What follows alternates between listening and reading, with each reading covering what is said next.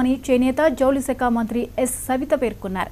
ప్రతి కార్మిక కుటుంబానికి అన్ని విధాలుగా అండగా ఉంటామని పెడన నియోజకవర్గంలో పర్యటించిన మంత్రి సవిత తెలిపారు. గూడూరు మండలంలోని పోలవరం, కప్పలదొడ్డి గ్రామాల్లోని చేనేత సహకార సంఘాలు, పెడన పట్టణంలోని సదా శివలింగేశ్వర చేనేత సహకార సంఘాన్ని మంత్రి సందర్శించి సభ్యులతో సమావేశమయ్యారు.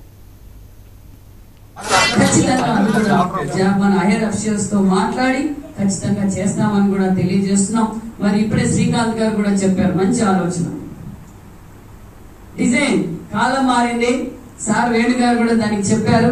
మరి ఆ విషయాలు కూడా మనం అవసరం అనుకుంటే మన వాళ్ళు డిజైన్ చేసి ఇస్తారు.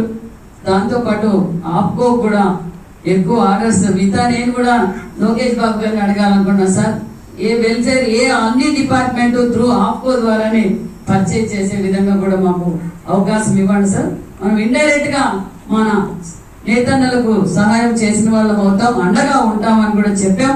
ఖచ్చితంగా ఆర్డర్స్ కూడా పెరుగుతాయి. కాబట్టి పుట్టినప్పటి నుంచే బీసీల పార్టీ, చేనేతల పార్టీ, బీసీలు పునాదలించిన పూర్తి పార్టీ మన తెలుగుదేశం పార్టీ. అదే విధంగా ఎప్పుడైనా తెలుగుదేశం ప్రభుత్వంలో ఎక్కడ చూసినా బీసీలకు చేనేత కార్మికులకు పెద్దపీట వేసిన పార్టీ మన తెలుగుదేశం పార్టీ.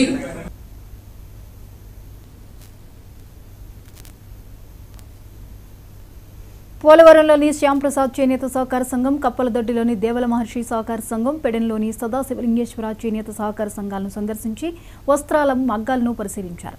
సీఎంగా చంద్రబాబు ప్రమాణ స్వీకారం చేసిన నాటి నుంచే పలు అభివృద్ధి పనులకు శ్రీకారం చుట్టారని, 50% ఉన్న బీసీల సంక్షేమాభివృద్ధికి కూటమి ప్రభుత్వం కట్టుబడి ఉందని మంత్రి తెలిపారు. చేనేత వస్త్ర పరిశ్రమపై ఆధారపడి ఉన్న కుటుంబాలన్నింటికీ 365 రోజులు ఉపాధి కల్పించి ఆర్థిక బలోపేతం చేస్తామని, చేనేత సహకార సంఘాలకు చెల్లించవలసిన బకాయిలను సీఎం దృష్టికి తీసుకువెళ్లి సకాలంలో చెల్లించే విధంగా చర్యలు తీసుకుంటామని మంత్రి సవిత పేర్కొన్నారు.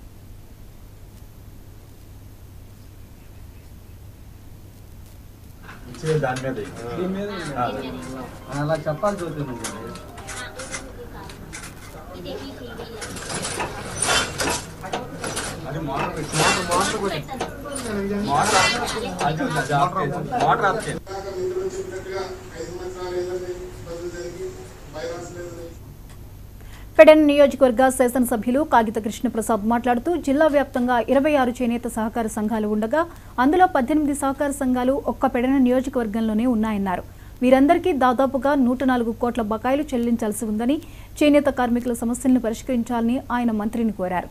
పెడన నియోజకవర్గంలో చేనేత కార్మికుల సమస్యల పరిష్కారానికి క్షేత్రస్థాయి సందర్శనకు వచ్చిన మంత్రికి ఆయన ఈ సందర్భంగా కృతజ్ఞతలు తెలియజేశారు.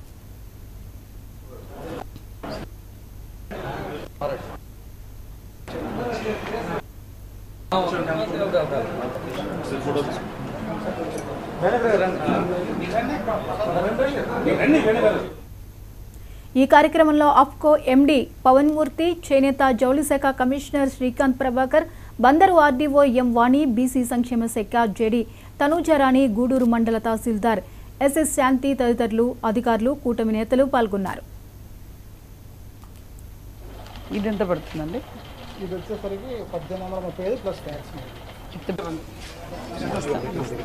స్ట్రైట్గా మీటింగ్ దగ్గరికి వెళ్తారు.